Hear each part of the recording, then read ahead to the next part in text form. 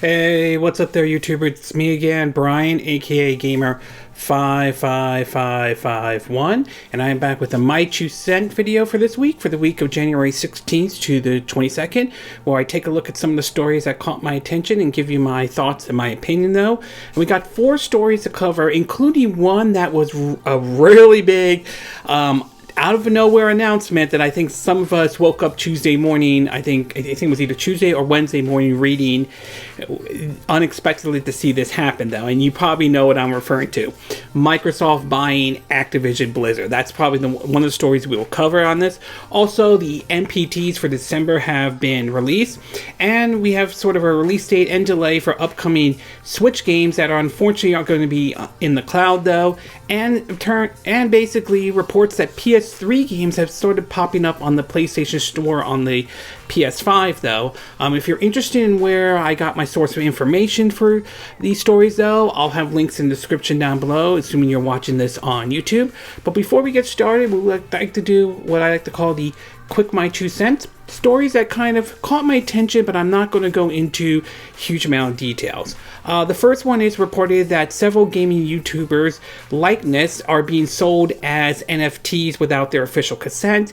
And I think this is one of the big problems with one of the many issues with NFTs, though, is that some folks out there will steal like their image without their approval and sell it as an NFT online. I mean, we've seen Konami sell NFTs online and all that stuff, but bear in mind, these are NFTs these are stuff that they own compared to what the situation with these YouTubers. And I do think that we may have to reach a point where we're going to have to sort of regulate or bring NFTs under control, though. As the old saying goes, as technology advances, our laws need to kind of catch up to it, to be exact, though.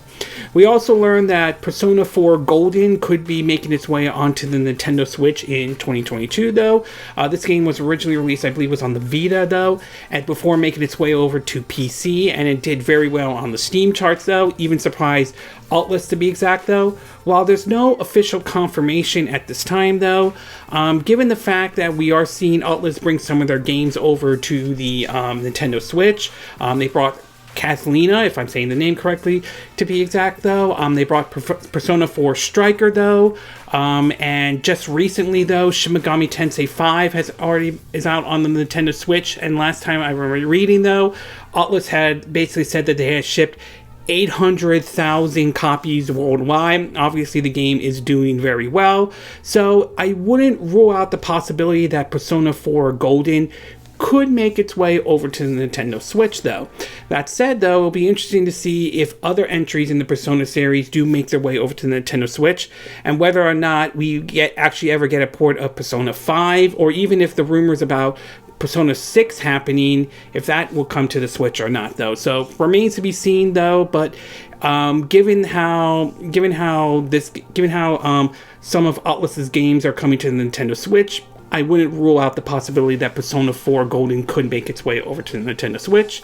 We also saw the first trailer for the Cuphead show debut that will be making its way over into Netflix next month, though. Based on what the trailer showed, to be exact, though, I have to say, though, I'm definitely feels like that 1940s and 50s cartoon vibe to it, though, considering that's how the kind of setup was with the original Cuphead game when that was originally released on the Xbox One and multiple platforms, including the Nintendo Switch. So we'll have to see how we'll have to see when the show premieres next month, though, but I am very curious about the Cuphead show, to be exact.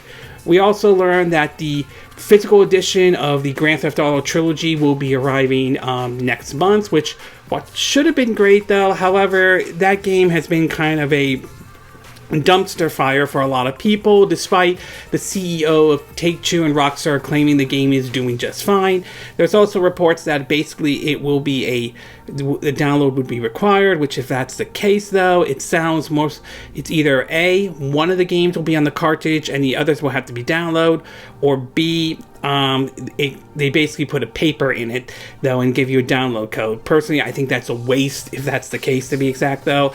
I will still hold off until we know for certain that they have truly fix the game or anything like that. This game really, in my opinion, damaged Rockstar's reputation, to be exact, though. The fact that those games were released that are considered classic in the conditions that they were in was truly, in my view, unacceptable, to be exact. We also learned that developers have spoken out against basically the issue of crunch culture with the development of the upcoming Lego Star Wars Skywalker Saga, which will be out in April. It seems that there were issues ranging from crunch to use of the engine, as most developers feel like they should have used like the Unreal Engine instead, though. Obviously, from what we've been hearing, though, it seems as though some issues have been resolved, but nevertheless, it does highlight the fact that crunch is still an issue for the industry itself, and this is an issue that really needs to be addressed. We cannot let these developers continue to crunch and work day and night. I mean, they're human beings as everybody else, though. They have friends and families, for crying out loud, though. We also learned that Suda51 has apparently had a meeting with Marvel, and while nothing official has been made about, though, I am curious to see if Marvel would work with Suda51 and what kind of game they would make, though. Personally, I think Deadpool would be a perfect fit for Suda51. If they were to do a Deadpool video game and have Suda51 in charge, I think that would be great. So I think he would be an actual great fit to use that character. Other characters could be the Punisher as well. So there's different characters Suda51 could use to work on if he were to make a Marvel video game. But from what I understand, he's also working on original IP. So time will ultimately tell, but we'll have to wait and see if something really truly comes out between this meeting between Suda51 and Marvel. We also learned that Legend of Zelda Majora's Mask will be coming to the Nintendo Switch Online expansion pack next month. I think that's great. To me, Majora's Mask is one of my personal favorite entries into the Zelda series, though. Very dark for a Zelda game, to be exact, though. Although at the same time, some people may or may not be okay with this. It's going to be based off the N64 version, which is fine, but some folks might prefer the remaster that was ported to the Nintendo 3DS along with Ocarina of Time on the 3DS. So it really comes down to, preference and all that. And last but not least, in the movies side of things, or the non-gaming side of things, we learned that the Monsterverse from, the Godzilla Monsterverse, it looks like there will be a TV series, and it will be going to Apple TV, to be exact, though. So apparently, it's nice to see that the Godzilla Monsterverse series is still continuing, to be exact. I thought the first one, Godzilla, wasn't bad, but wasn't 100% perfect. Kong Skull Island was enjoyable, though. Godzilla King of the Monster, I did enjoy that one. And Godzilla vs. King Kong was also good, to be exact, though. So, it'll be very curious to see how the TV show pans out, to be exact. It's going to be on Apple TV, so that may or may not sit with a lot of folks out there, though. Okay, with the quick My 2 Cent part now done, we'll get started with our first story. And this one has to do with PS3 games possibly popping up on the PS5. Now, one of the things that Microsoft has done better that I think than what Sony has done is in terms of backwards compatibility, Microsoft has done a better job. It's not 100% perfect, but they have done a better job in terms of having games available to download from generations from the Xbox One, Xbox 360, and the original Xbox available to play on your Xbox Series X and S, to be exact. So I think they've done a really good job with it, especially with the whole FPS boost, though. From what I understand, they're taking a break on that, but I hope they come back to the FPS boost someday, though. But Sony's approach has sort of been not really focused on backwards compatibility as much as where Microsoft has been, though. However, recently it seems as though Sony might be doing a course correction on that to a certain degree, though.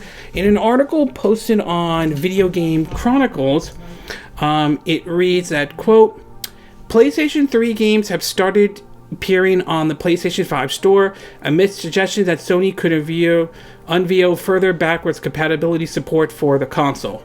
When viewing a PS3 game on a PS5 store, the listings should direct direct to players towards the PlayStation Now version of the game. However, Dead or Alive displayed at a price of £7.99 and I think 99 pence, if I'm saying the name correctly. Saying the price correctly though. Other users on social media have reported seeing similar listings for PS3, Bewitch and Prince of Persia games, The Forgotten Sands and The True Thrones, each with their own purchase price. At the time of publishing, users have been unable to purchase a PS3 game from the PS5 store. The listing could be an error, but interestingly, Dead or Alive 5 on the PS3 isn't available on PlayStation Now in Europe. The listing appears following discovery of a patent filed by PS5 system architect Mark Henry, titled Backwards Compatibility Through the Use of Spoof Clock and Fine-Grained Frequent Control. This has naturally led many to speculate that Sony has finally developed a solution for older titles and could expand PS5 backwards compatibility support.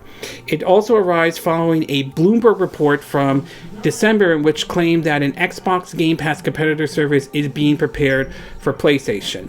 According to the documents seen by the publication, the new service is codenamed Spartacus and will combine the current PlayStation Plus and PlayStation Now service, phasing out the branding of the letter.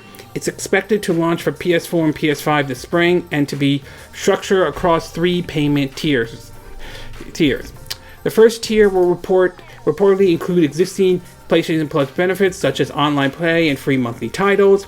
The second would offer a large category of games similar to Microsoft's Game Pass service. The third tier would add extended demos, game streaming, and a library of classic PS1, PS2, PS3, and PSP games. Sony has said on multiple occasions that Game Pass release model wouldn't work for PlayStation, casting doubts on the likelihood that it would adopt a similar day one subscription release model to its competitors though. So it seems as though, assuming these rumors are true, and we'll have to hear what Sony has to say, it does sound like Sony might be reversing course on certain things. I think that some of the comments about backwards compatibility that I think Jim Ryan said didn't really sit well with a lot of folks, and given how a lot of people have been happy with how Microsoft has handled some of the backwards compatibility. Not perfect, but certainly happy with, though. I do think this may have put some pressure on them to figure out how to bring, past, games from PlayStation, PS2, PS3, and so forth to the PS5, though. Now, whether or not it will be exactly how Microsoft does it or not remains to be seen, though. There has been a suggestion about cloud streaming, but I'm still iffy about that one. I mean, while I have no problem with cloud streaming being an optional choice, I think a lot of folks would rather play it natively, so I'm not really sure having these games only available through cloud streaming is the most ideal choice, to be exact, though. I mean, compare that with how Game Pass is set up, where you do have the option to cloud stream the game or actually download and play the game. It's really great. It's nice if it's an optional choice, but I'm not really sure about having it. You can only stream it, to be exact. So I'm not really a huge fan of that approach, if that's the approach Sony is aiming for. And the fact that they may not offer day one releases, though, again, we'll see if they change their mind on that one. But it would be really interesting to see if this turns out to be true, and what Spartacus turns out to be for Sony, though. Obviously, Game Pass has been doing very well for Microsoft. It certainly has a positive vibe to it, though, especially a lot of people like it, though. And, of course, with the day one release, to be exact. So, this might force Sony's hand to figure out a way to truly compete against Game Pass, though. So we'll have to see if it turns out to be true, and we'll have to see whether or not Sony can truly compete against Microsoft in terms of offering what Microsoft offers for Game Pass. So overall, very interesting to see these PS3 games pop up on the PS5 stores. While it's always a possibility this could just be a glitch or an error, it could be, at the same time, I can't deny the fact it could be a sign that Sony could truly be working on some form of their own take on Game Pass, though. Whether it will give Microsoft's Game Pass a run for its money or not, that remains to be seen at this time. Okay, we're going to take a quick break, and when we get back, we'll get to part 2. And this is the big one that we've heard this week, though, and that is Microsoft buying Activision Blizzard. So we'll take a quick break, and we will be right back.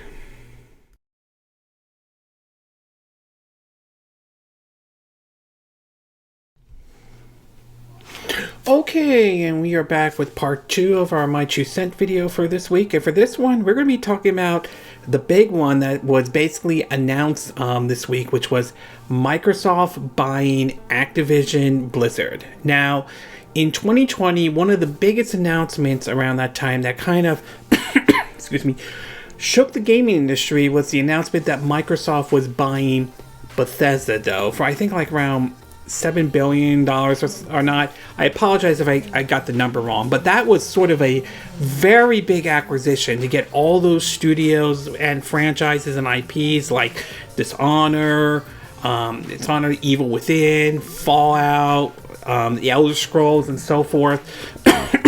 And at the time, though, one of the big comments that was mentioned by Phil Spencer was that they were not done with acquisitions, that they were going to be buying more studios and all that stuff. And many kind of wonder what that next studio was going to be, though. There were speculations that some people thought that Take-Two Interactive was going to be one of the studios that Microsoft was going to buy, considering the popularity of Grand Theft Auto, though. Well, now it seems as though it wasn't that, but it was basically one that I think no one thought was coming, but turned out to be the case, was Activision Blizzard. That's right. This week, Microsoft purchased Activision Blizzard for around, it was basically $68 billion, close to $70 billion indeed. And this got a huge amount of reaction from a lot of folks who did not see this one coming, though. In several articles from Pure Xbox, it reads that basically, it wrote that Activision, that Microsoft has announced today, or this week though, that it's acquiring Activision Blizzard in a transaction reportedly valued at $70 billion. They've now updated to $68.7 billion. When the deals close, Activision Blizzard games will also be integrated into Xbox Game Pass. Microsoft said it expects the deal to close in fiscal year 2023. Which falls behind July 2022 to June 2023. The company said it's incredibly excited to have the chance to work with the amazing, talented, dedicated people of across Activision Publishing, Blizzard Entertainment, Benox, Demoware, Digital Legends, High Moon Studio, Infinity Ward, Kings, Major League Gaming, Radical Entertainment, Raven Software, Sledgehammer Games, Toy for Bots, Treyarch, and every other team across Activision Blizzard. Of course, this means the likes of Call of Duty, World of Warcraft, Crash Bandicoot, Spyro, Tony Hawk, Overwatch, Diablo, and many other franchises will be under the ownership of Microsoft as soon as the deal closes. Until then, Activision Blizzard will continue to operate independently, after which the time the business will report to the head of Xbox, Phil Spencer, as CEO of Microsoft Gaming. It sounds like Phil has got himself a new title, that's what it says. As for Game Pass news, Team Xbox said it will offer as many Activision Blizzard games as we can within Xbox Game Pass and PC Game Pass, both new titles and games from Activision Blizzard's incredible catalog. But then again, we need to wait until the deal is properly finalized until that happens. One of the comments that was mentioned was, quote, "Around the world, there is no more exciting venue for fun and connection than video games, as there has never been a better time to play them right now. As we extend the joy and community of gaming to everyone, we look forward to welcoming all of our friends at Activision Blizzard to Microsoft Gaming." In the meantime, though, it seems as though in terms of Bobby Kotick's fate so far, it seems that the report from the Wall Street Journal, this picked up by Pure Xbox, it seems that right now Bobby Kotick will continue to serve as CEO of Activision Blizzard, and he and his team will maintain their focus on driving efforts to further strengthen the company's culture and accelerate business growth. Once the deal closed, the Activision Blizzard business will report to Phil Spencer, CEO of Microsoft Gaming. However, it seems that an update from the New York Times seems to read, quote, Kotick told the New York Times this afternoon that he will be available as needed after the acquisition goes through, and reportedly declined to confirm that he will be CEO after the deal has been finalized. Additionally, the Wall Street Journal has suggested that Kotick will be leaving his role following the acquisition, though. We've also learned that basically a lot of the deals that have gone through the week is that it seems as though that Call of Duty doesn't seem to be going anywhere, at least at this time. According to a update from an article that talked about the future of that franchise, it seems as though right now nothing is changing at the moment. According to the update from Pure Xbox, it reads that Phil Spencer has issued a statement on Twitter today promising Xbox will honor all existing agreement, and while also expressing a desire for Call of Duty to remain on PlayStation in the future. According to the tweet, he said, had good calls this week with leaders at Sony. I confirm that our intentions to honor all existing agreements upon acquisitions of Activision Blizzard and our desire to keep Call of Duty on PlayStation. Sony is an important part of our industry, and we value our relationship. And last but not least, it seems as though that once the ink is settled, Microsoft will be looking at possibly getting Activision Blizzard to work on classic franchises, though. According to Pure Xbox, the article reads, quote, Xbox boss and Microsoft Gaming CEO Phil Spencer has been talking to the Washington Post as part of the new interview. As he mentioned during the discussion that he wants Activision Blizzard to work on some of its classic franchise. Spectre highlighted during the chat that Xbox now owns IP such as Guitar Hero, King's Quest, and Hexen, and points out that he's looking forward to conversation with various teams about working on certain things. Some of the comments he wrote is that we're hoping that we will be able to work with them when the deal closed to make sure we have the resources to work on franchises that I love from my childhood and that the team really wants to get. I'm looking forward to these conversations. I really think it's about adding resources and increasing capability, though. So there is certainly a lot to take in over this, to be exact, though. The fact that they purchased Activision Blizzard is certainly interesting. Especially the timing of this, considering the fact that we're now dealing with Activision Blizzard and the treatment of the culture there, ranging from how women are treated there to employees in general, though, and the allegations of Bobby Kotick has been facing. So the timing of this is very, very interesting indeed. And for me, my response to this is that I'm kind of mixed on this to a certain degree.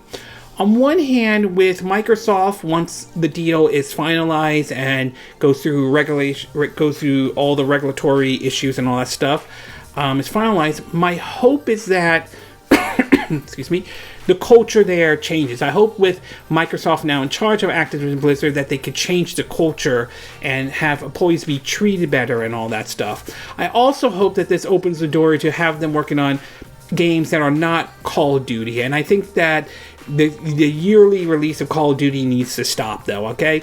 I think that series needs a revamp to some degree, maybe improve the single-player part of it and make it better, maybe a little bit longer, improve the multiplayer part, though. So I think there are certainly some areas they could do to improve that series, and also them talking about bringing back old franchises would definitely be great. I mean, like ranging from Hexen, why not Pitfall, to be exact? I mean, Pitfall, the Mayan Adventure, I remember playing that when that was on the GameCube and the PlayStation 2 and the original Xbox. That would be maybe another IP to bring back. So I'm hopeful that with Microsoft now in charge with Activision Blizzard, this could basically hopefully change the image of Activision Blizzard and maybe actually put out good games and maybe a good Call of Duty for once.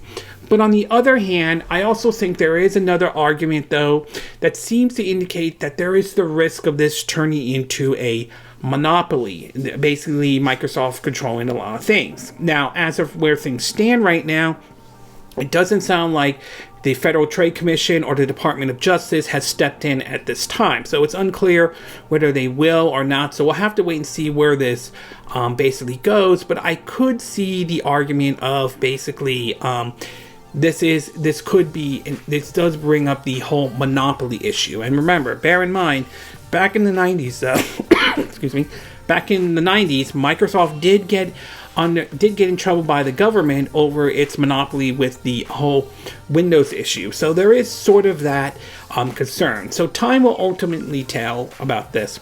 As for franchises like Call of Duty, to be exact, though, while I don't deny that Microsoft will probably honor existing contracts, though, I wouldn't be surprised if the situation changes once the ink is dry and once everything has been finalized, to be exact, though. I mean, at the end of the day, Microsoft is going to have to make the call what they want to do with Call of Duty. They could continue to release Call of Duty on other systems like the PlayStation or the Nintendo Switch, much like how we saw Minecraft, how that has been available on multiple consoles and all that stuff. But at the same time, it could go the route of Elder Scrolls 6 and Starfield, where basically the only way to play that is either get Game Pass or play it on PC or on an Xbox system, particularly Xbox Series X and S to be exact. So it could go either way. My guess is that odds are there's a good chance eventually, once those obligations are fulfilled, once those contracts expired, I wouldn't be shocked if we hear Call of Duty can only be played on Game Pass or on the Xbox or on PC going forward, though. Again, that could change. They could take the Minecraft approach with Call of Duty and also any of Activision Blizzard's other IPs, but it wouldn't surprise me if basically they decide to keep it on their own ecosystem, much like we do seen with Starfield and Elder Scrolls 6.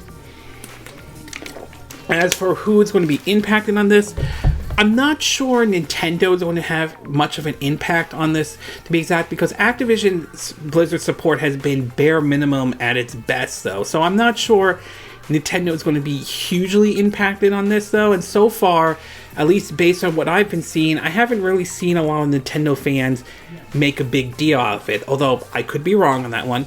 Sony, on the other hand, we could see a different situation with them, though, and we've learned how they lost, excuse me, following this announcement, they lost $20 billion in stock on this one, and I think this situation may force Sony to rethink their strategy going forward. While I do not see this as this is the end of the PlayStation brand or PlayStation in general, though, I do see this as Sony may have to rethink things going forward, though. Perhaps maybe dig into some of their older franchises, maybe considering bringing back games like Subcon, Navy SEAL, Killzone, Resistance to be exact, though. Maybe digging into their own library and bringing back games like perhaps maybe bringing back the Jak and Daxter series or the Sly Cooper series to be exact, though.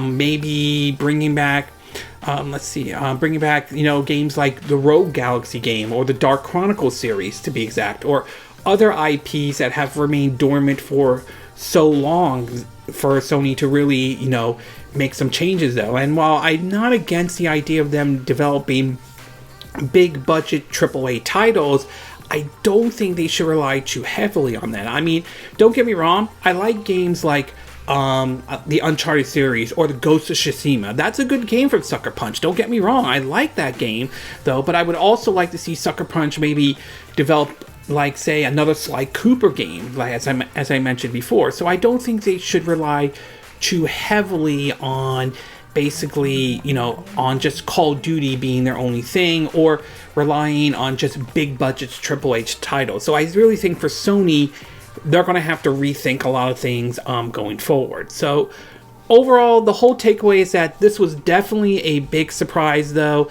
There's no doubt in mind that this big surprise that Microsoft owning Activision Blizzard is certainly going to drive people to go to Game Pass, which as it stands right now, they're saying that they have 25 million subscribers, though.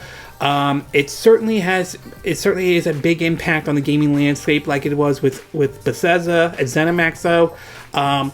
Like I said, I don't think Nintendo is going to be hugely impacted by this, though, since they do their own thing, though.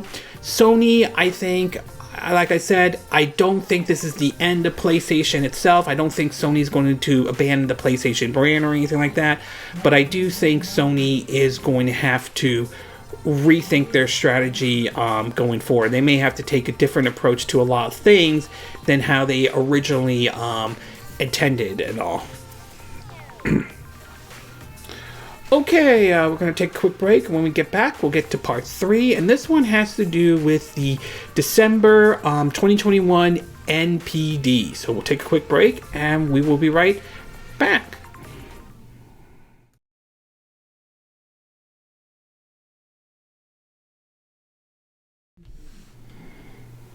Okay, and we are back with part 3 of our My 2 Cent video, and for this one, we're going to be taking a look at December 21 NPDs. Now, obviously, the NPDs comes out every month or near the end of the new month, though, and apparently the list has come out, and we've seen some games, one in particular, like Halo Infinite, seems to be did very well, though. Meanwhile, despite certain sales numbers, despite not doing as well as Activision Blizzard had hoped for, it looks like Call of Duty Vanguard still managed to make excuse me, the #1 list. In several articles, including to VG 24/7, it reads that, quote, "The NPD has released its December reports and finds that Switch and Call of Duty Vanguard topped the hardware and software charts respectively.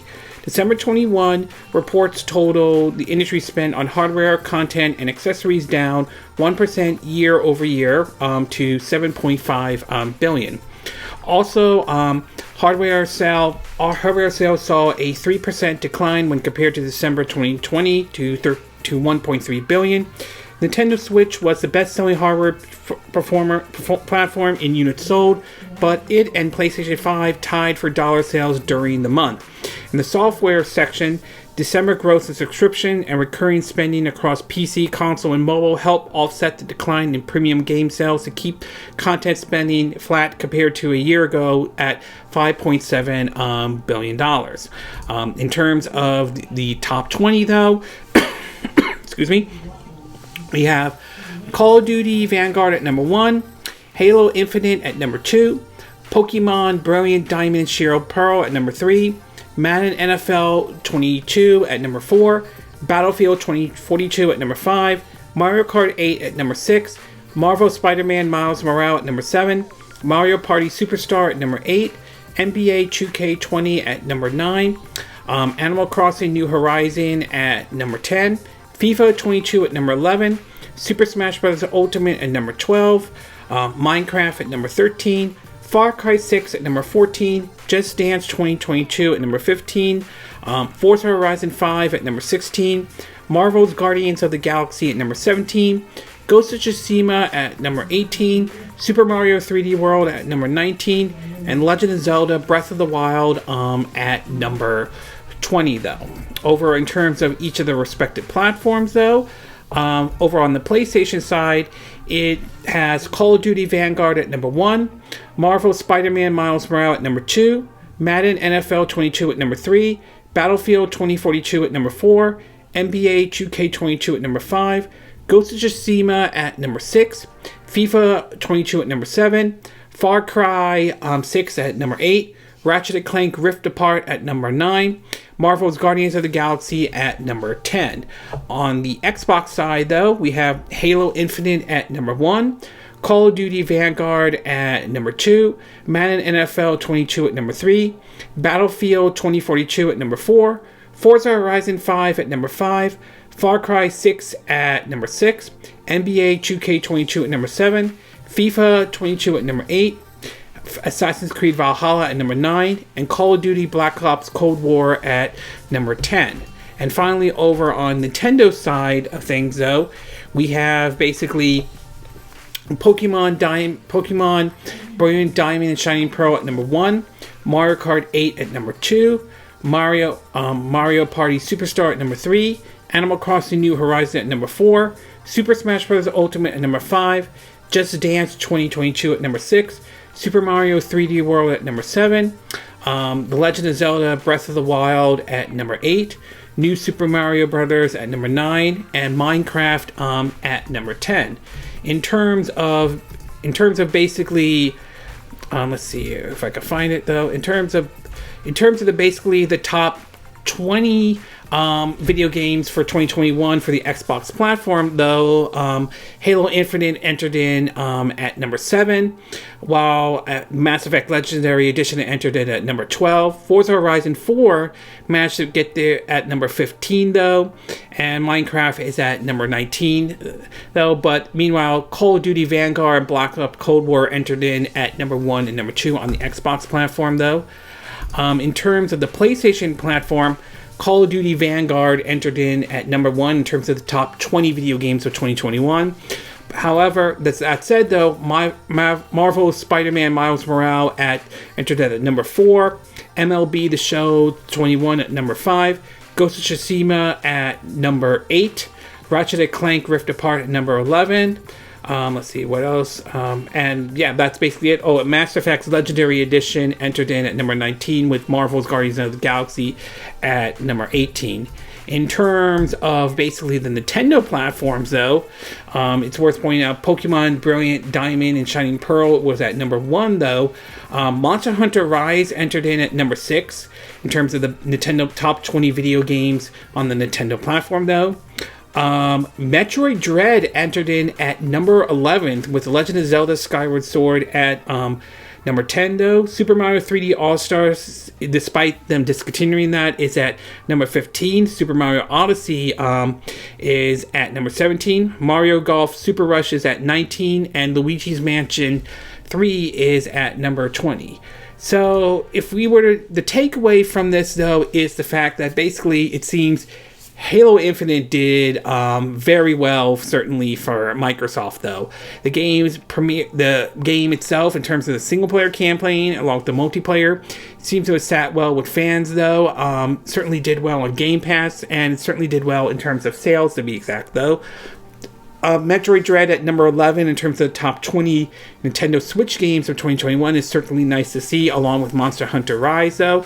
Hopefully, it did well enough to convince Nintendo to basically continue that series, though. We've seen a lot of games that Nintendo has that's been dormant that have certainly done very well on the Nintendo Switch. Hopefully, this opens the door to maybe bringing back more titles of theirs, to be exact. And not to mention, the Switch certainly has been doing very well, and even the PS5, despite the fact that it's still hard for a lot of folks to find a PS5, courtesy of the chip shortage situation we're currently in right now, along with the bots and the scalpers kind of situation. So there's certainly some issues trying to find one, but nevertheless, it's still continuing to do very well. But if I had to say which probably was the big winner for December 2021, according to NPD, I would say Halo Infinite certainly came out to be sort of the big winner, though. Obviously, Call of Duty Vanguard got the number 1 spot, though, but Halo Infinite, I felt, got the more positive buzz out of it, much more than I think Call of Duty Vanguard did, though some people might disagree with me on that. So overall, though, obviously Halo Infinite did very well for Microsoft, while both the Switch and the PS5 tied in terms of being the best hardware in terms of 2021 indeed. It'll be interesting to see how 2022 plays out for all three of these companies, especially following the major announcement of Microsoft buying Activision Blizzard. So 2022 might be very interesting, though, let's say, to be exact. And I'm curious to see how January's NPDs are going to be like, especially with Shin Megami Tensei 5, which last time we've heard, we know that game shipped about 800,000 copies worldwide. So I'm curious to see where Shin Megami Tensei 5 is ranked in the January NPD chart. So okay, we're going to take a quick break, and when we get back, we'll get to our fourth and final part of our video, and this has to do with a release date and a delay for upcoming cloud games for the Nintendo Switch. So we'll take a quick break, and we will be right back.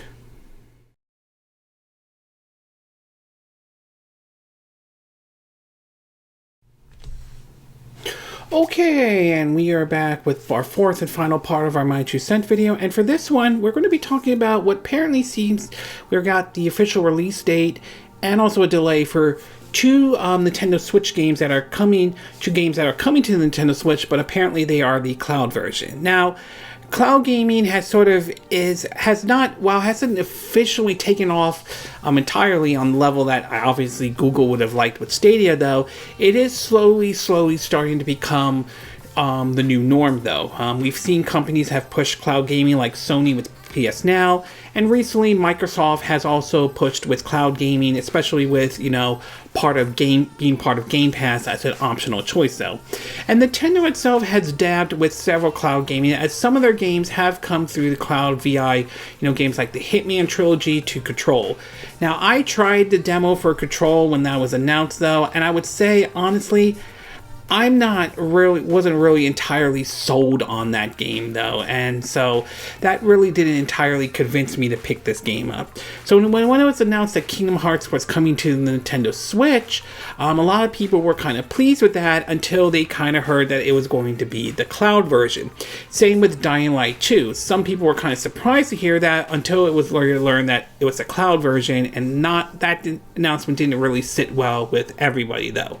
And well, now apparently we have just learned the price and the release date of not only Kingdom Hearts for the Nintendo Switch, but also a delay for Dying Light 2.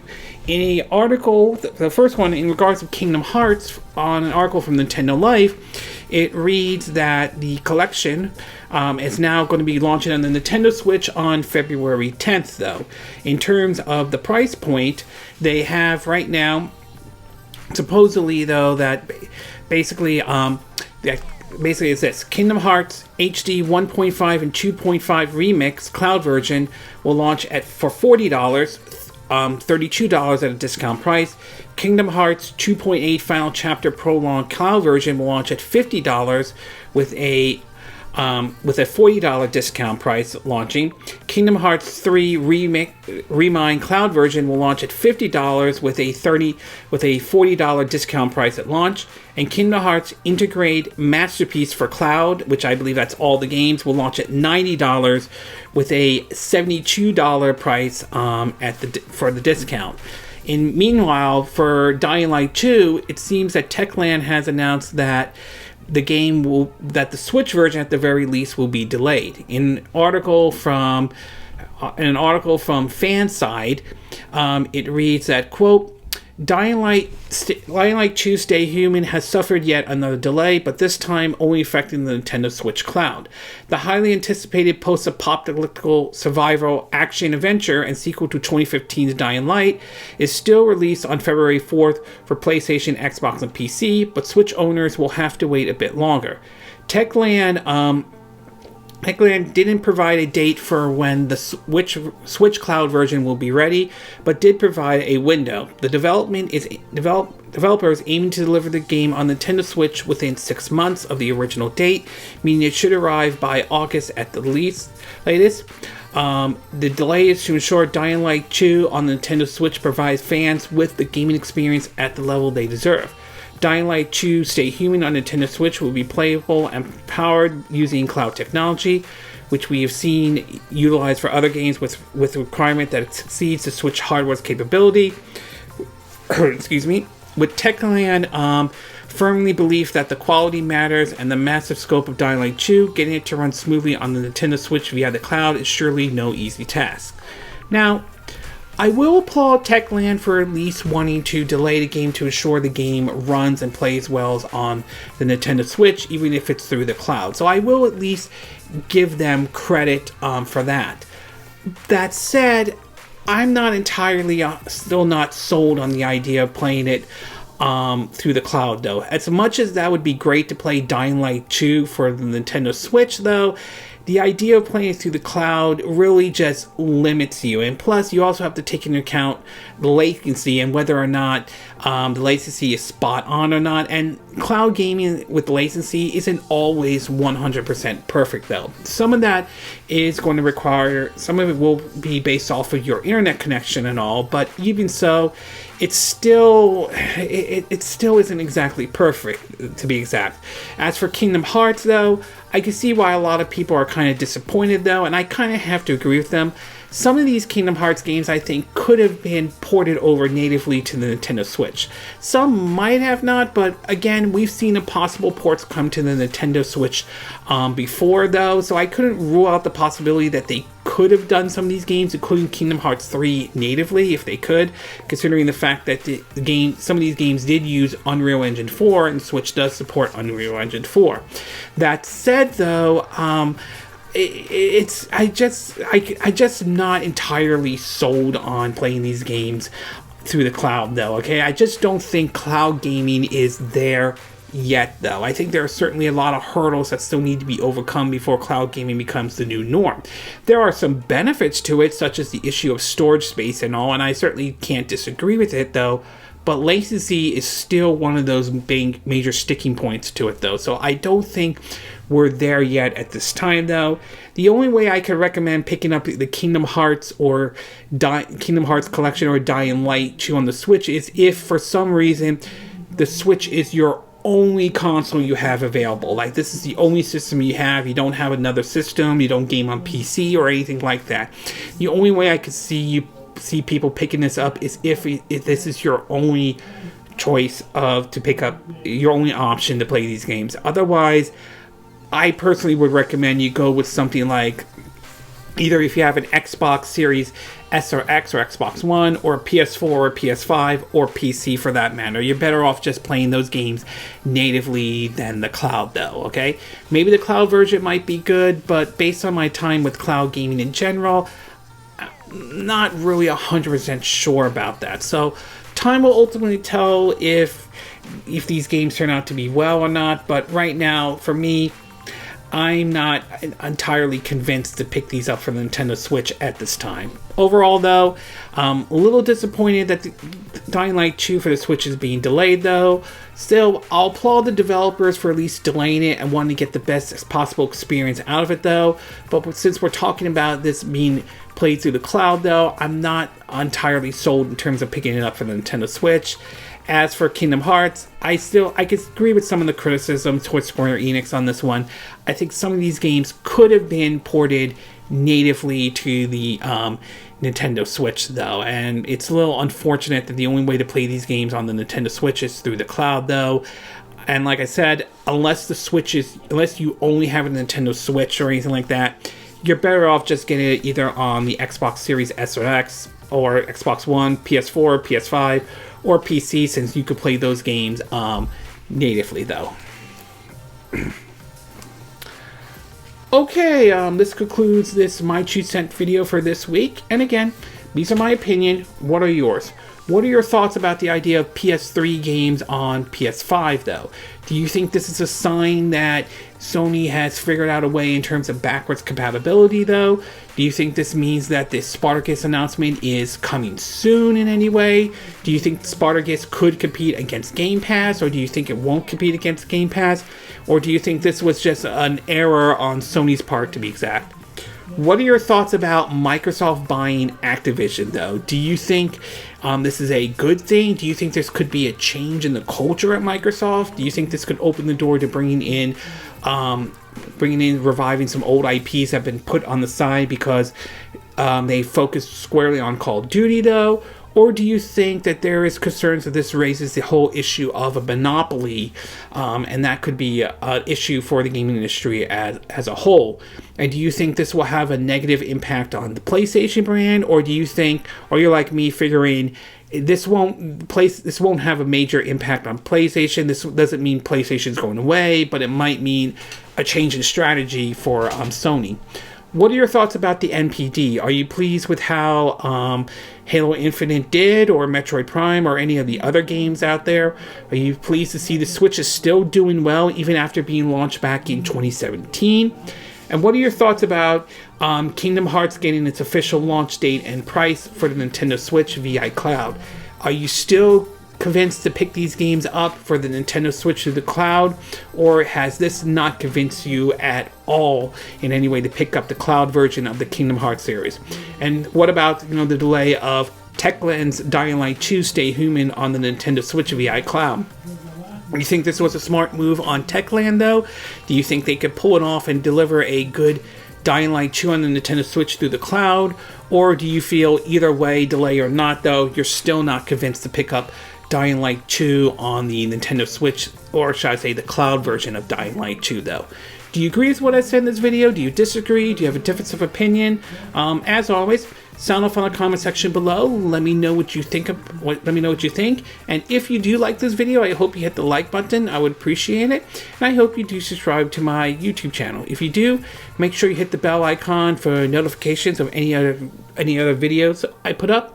Also, feel free to share this video if you want to, and feel free to donate to my channel if you like. You could do it through PayPal Me or Patreon. Links will be in the description of this video.